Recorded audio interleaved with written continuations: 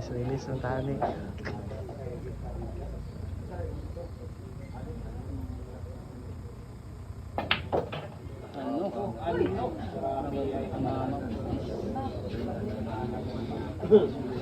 Aray ko.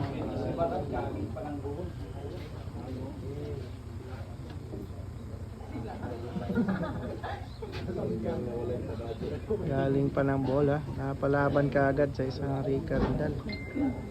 Grabe yan naman.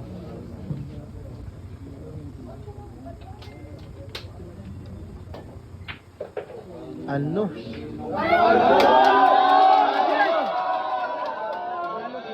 Grabe yan naman.